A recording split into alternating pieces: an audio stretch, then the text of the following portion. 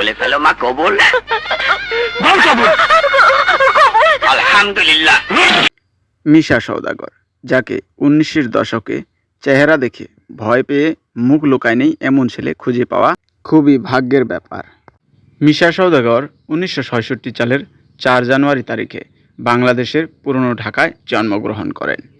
Cinema জগতে তাকে মানুষ মিশা সওদাগর বলে জানলেও তার আসল নাম হলো শাহিদ হাসান মিশা। বাবার নাম উসমান গনি এবং মায়ের নাম বিলকিস রাশিদা। অভিনয় জগৎকে নিজের পেশা হিসাবে বেছে নিয়ে 1990 সালে নামে সিনেমা জগতে। একই বছরে ধারাহারে দুটি সিনেমা মুক্তি পায়, কিন্তু দুটো সিনেমাই হয়ে যায় ফ্লপ। সিনেমা দুটি ব্যবসা সফল না হওয়ার মুখ্যত কারণ ছিল তিনি অভিনয় করেছিলেন নায়ক চরিত্র রূপে, যেখানে নায়কের একটি ফুটফুটে চেহারার দরকার, যা দিয়ে দর্শক তাকে আকর্ষণ করে ধরে রাখে। দুটো সিনেমা ফ্লপ হওয়ার পরও তিনি হয়নি হতাশ।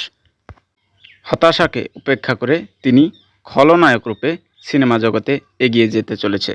দেখতে না দেখতেই তার প্রথম খলনায়ক চরিত্রে অভিনয় করা সিনেমা ভালোবাসা মুক্তি পায়, আর সেখান থেকেই যেন তার সাফল্যতার ডাঙ্কা বাজা শুরু হয়ে যায়। তিনি তার অভিনয় জগৎকে এতই জীবন্ত করেছিলেন যে মানুষ তাকে হলের পর্দায় দেখে শুধু ঘৃণা আর গালিগালাজ করতে থাকত। তিনি তার অভিনয় জগতের দ্বারা সমাজের মাঝে বসবাস করা ভণ্ড নেতা, ভণ্ড পীর এবং স্বৈরাচারী প্রশাসন ব্যবস্থাকে তুলে ধরত। কিন্তু হলের পর্দায় দেখা মিশা সওদাগর এবং বাস্তব জগতের মিশা সওদাগরের মাঝে রয়েছে আকাশ এবং পাতালের পার্থক্য।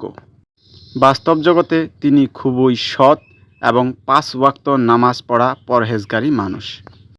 তার সিনেমা জগতের দুর্দান্ত অভিনয় এবং অভিনয়ের মাঝে থাকা স্বচ্ছতার জন্য জাতীয় চলচ্চিত্র পুরস্কার দিয়ে পুরস্কৃত হয়েছেন। প্রিয় বন্ধুগণ, আপনারা ব্যক্তিগতভাবে মিশা সওদাগরকে ভালোবাসেন কি না কমেন্ট করে জানাতে ভুলবেন না, এবং এই ভিডিওতে একটি লাইক করে শেয়ার করে অন্যকে দেখার সুযোগ করে দেওয়া ভুলবেন না।